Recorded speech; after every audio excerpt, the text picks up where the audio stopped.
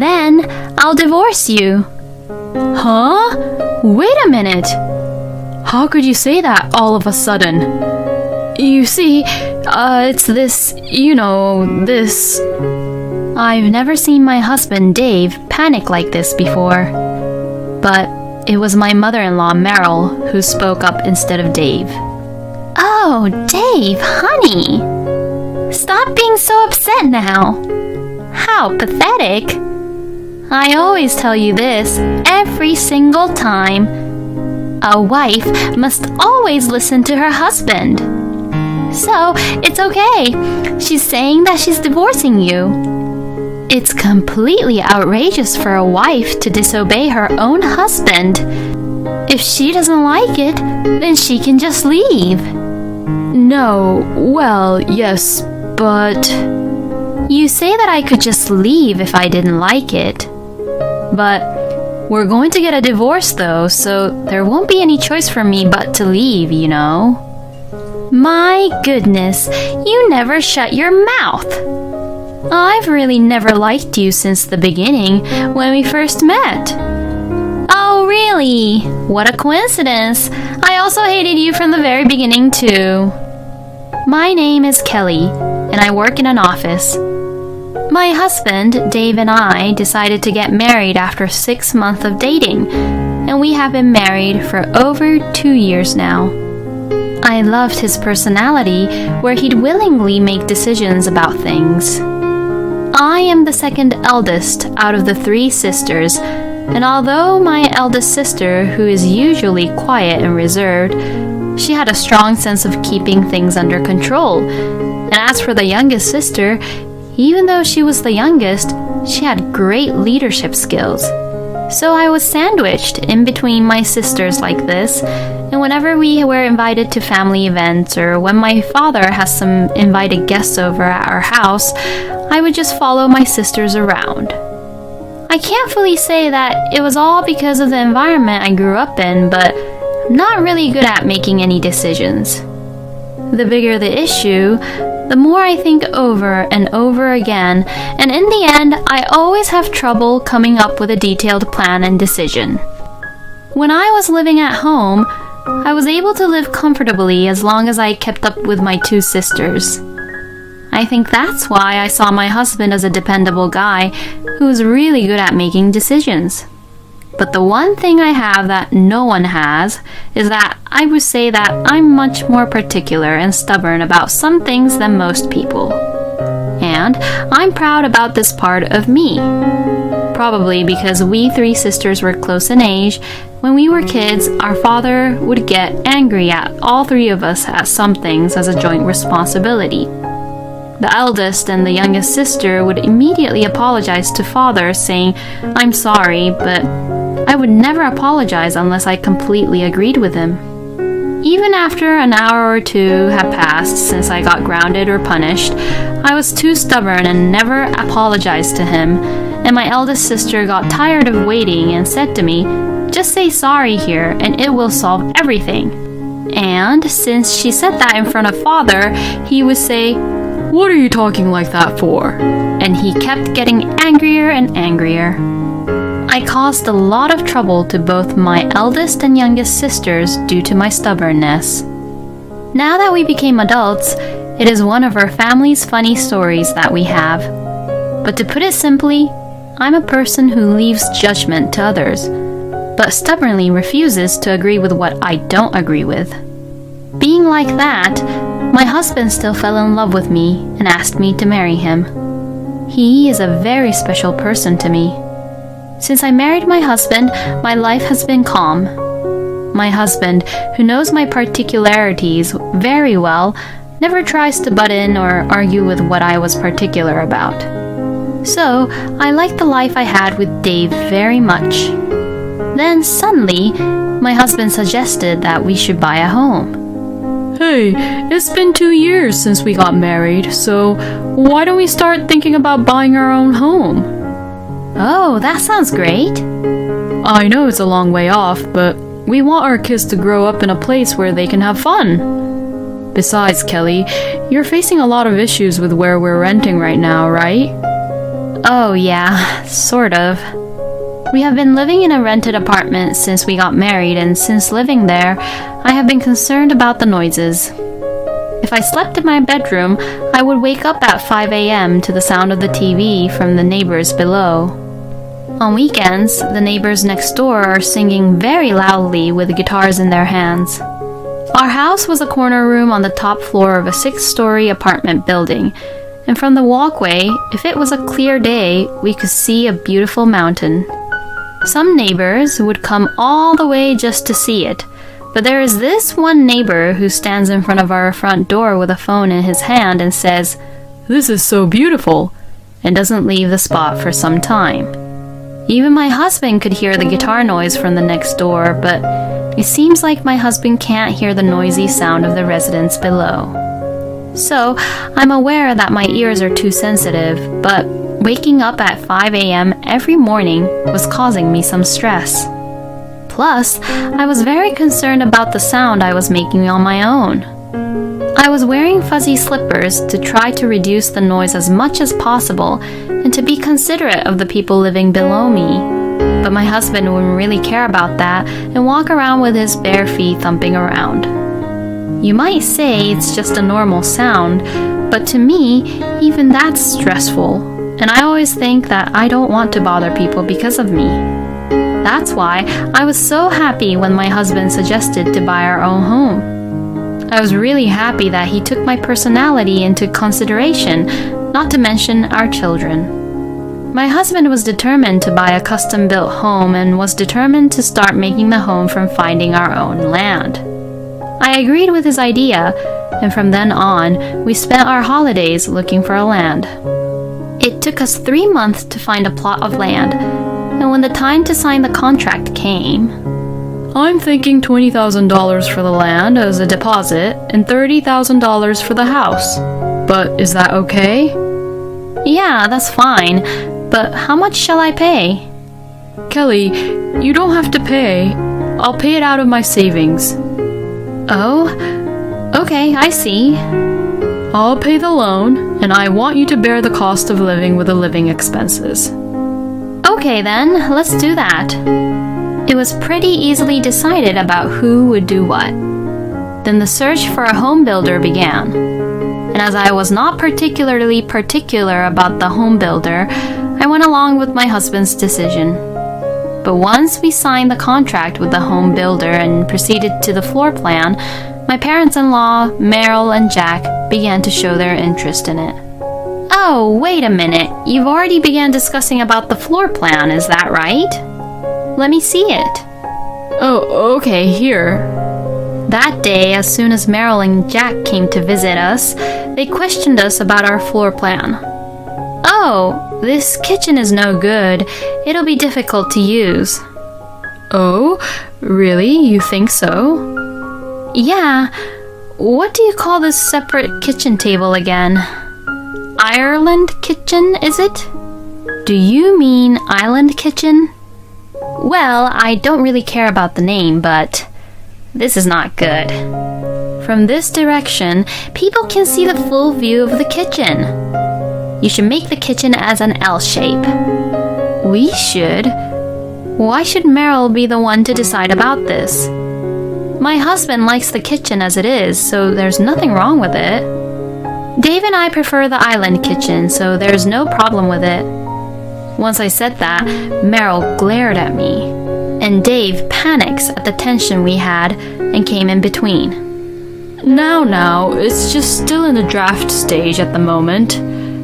Why don't we discuss more and decide on it some other time?" My husband's statement was totally missing the point. Instead, couldn't he at least just say, "It's Kelly and I's house, so it's none of your business, Mom"? After that, Meryl went on to say that the living room should have more room and that the house should be barrier-free and so on, as if she herself was going to live there.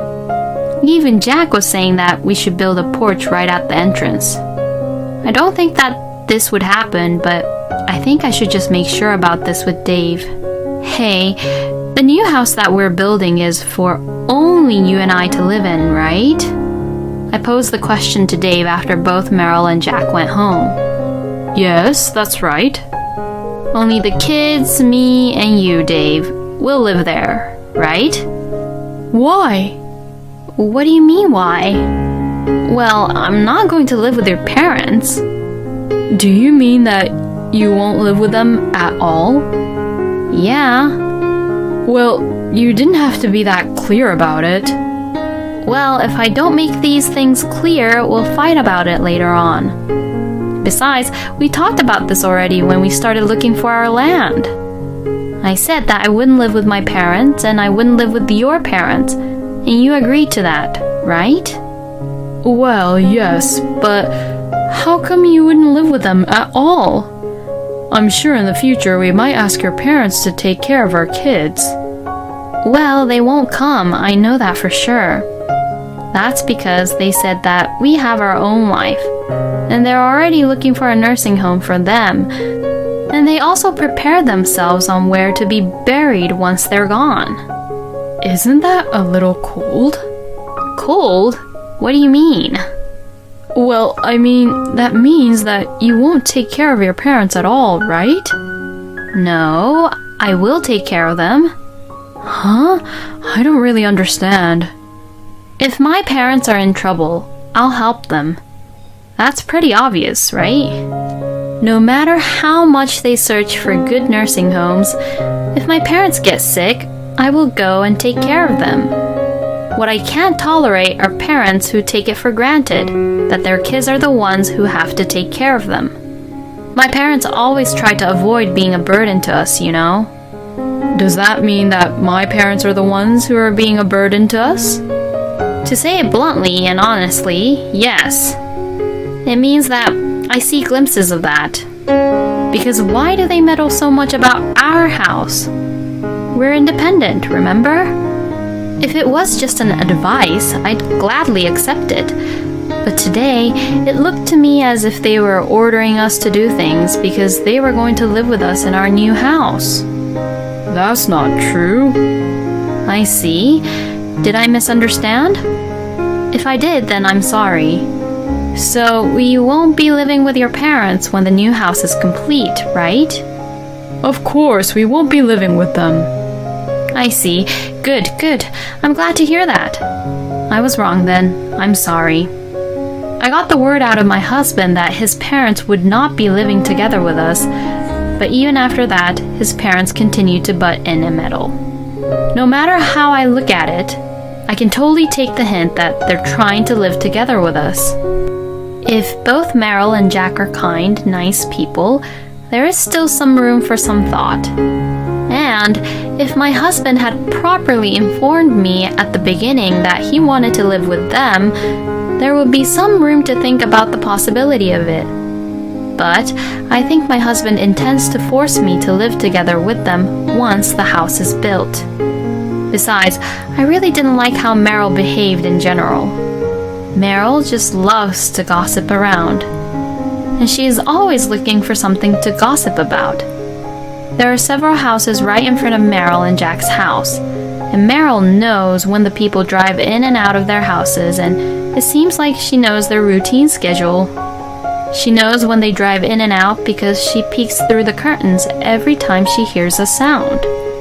I get so frustrated every time I see Meryl do this. Well, if there is a person like Meryl living in the neighborhood, I guess the neighborhood is a little safe, but I still didn't like her behavior. You shouldn't really care about other people but yourself. But if someone is in trouble, you can help them, and that should be enough. Besides, she only speaks bad things about people. I really hated it when she did that too. Whenever she opens her mouth, she says, "I don't dislike that person," or "that person is not a bad person." But then, right after, she will say something bad about them. She really has a bad habit about that. She has a way of thinking that I cannot understand at all. And Jack doesn't even try to stop her from doing it. Sometimes, they even get together and listen through the curtains to see what the neighbors are up to, and they argue with each other about what is right and wrong. It is hell for me to live with such people like Meryl and Jack. And since my husband's parents are like that, My husband also has a tendency to look down on people.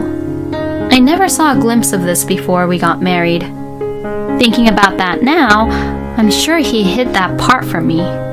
Since we got married, my husband began to talk down on people. I noticed negative comments such as, "He's useless," or "He can't do his job," and so on. As long as you belong to a company, you may experience that kind of feeling one way or another. But it was the company that decided to hire those kind of people. And we can't really say anything about that. They were hired because they are expected to have certain abilities.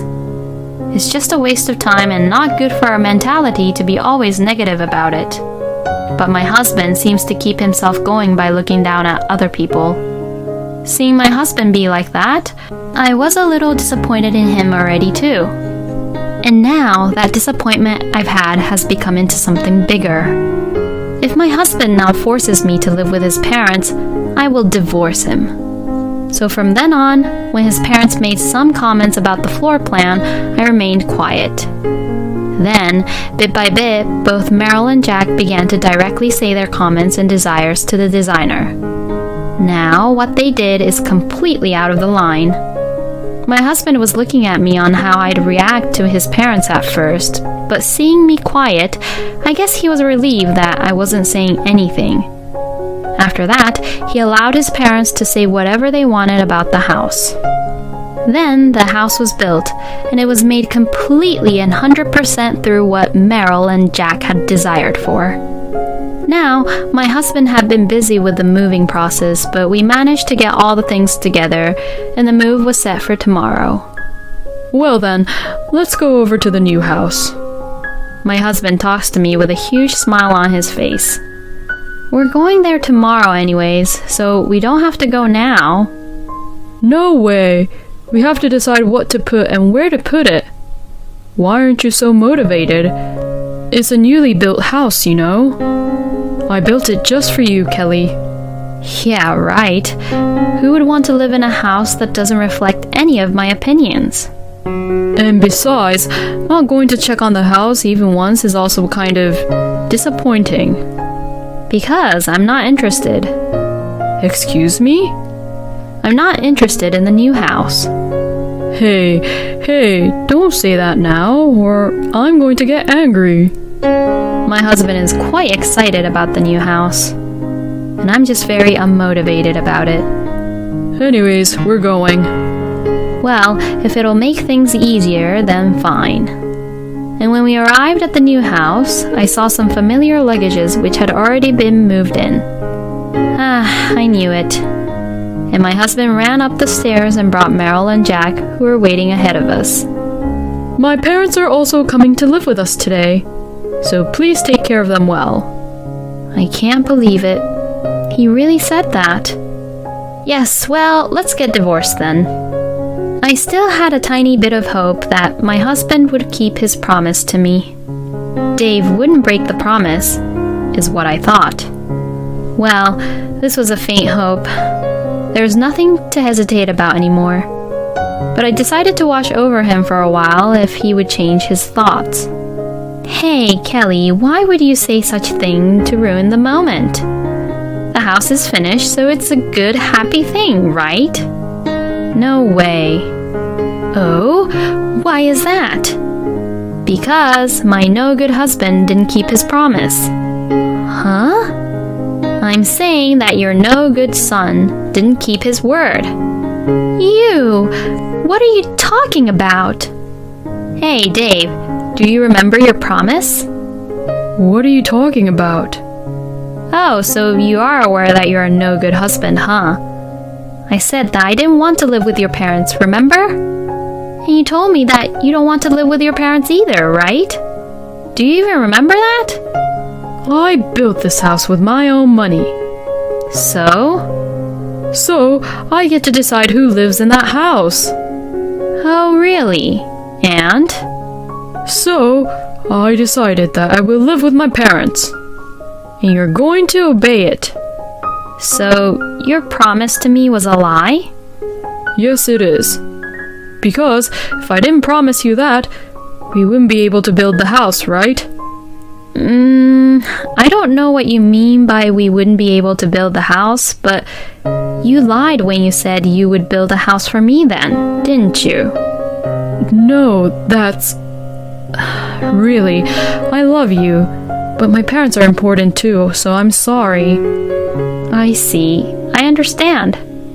Kelly, Then, I'm getting a divorce. Huh? Wait a minute. How could you say that all of a sudden? You see, it's this, this. I've never seen my husband Dave panic like this before. But it was my mother-in-law, Meryl, who spoke up instead of Dave. Oh, Dave, honey. Stop being so upset now.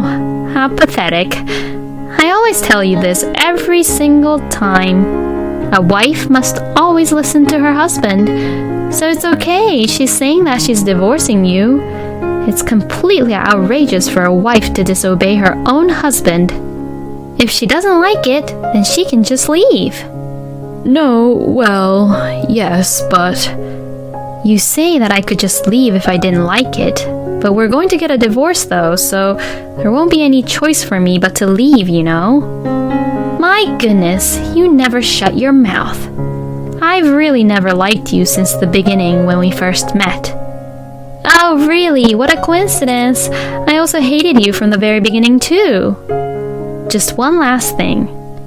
Do you really think that Dave alone can pay the loan on this house with just his income? Huh? Aha! I knew it.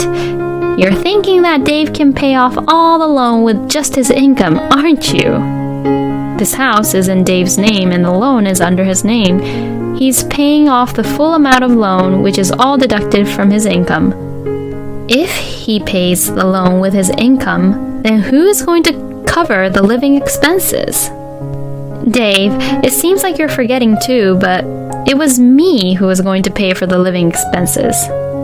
Meryl and Jack, you both are already living on a pension, aren't you?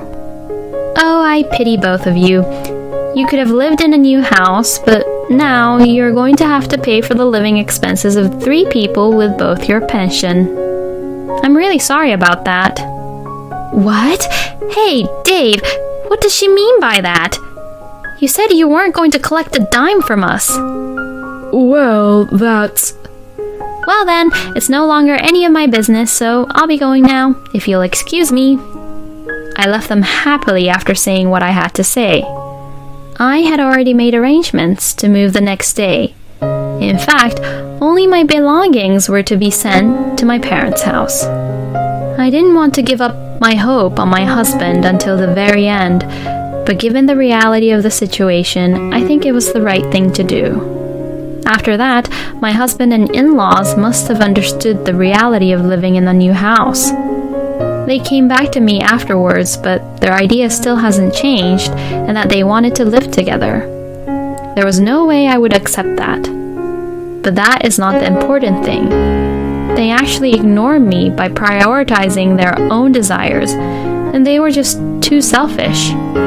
Besides, because this was who I am, what I had decided on would never be swayed no matter what anyone said. In the end, the divorce took 6 months, but I managed to finalize it. After that, they seemed to have let go of the newly built property, and within 2 years of its completion, it was named as an auction property. I guess they couldn't pay the loan after all. It's only natural, isn't it? Because we had calculated the money with the premise of me living in the house. I work for a real estate company, so it is one of my daily routines to check the auction properties. I was thrilled to see the house was listed as on sale. I feel like I have finally settled my divorce. Now, I am building my own home.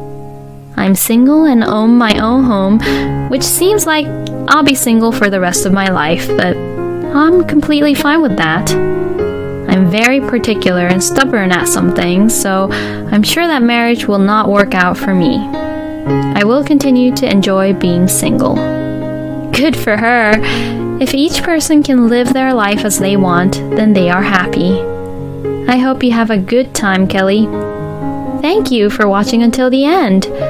please subscribe to our channel. We hope to see you in our next video.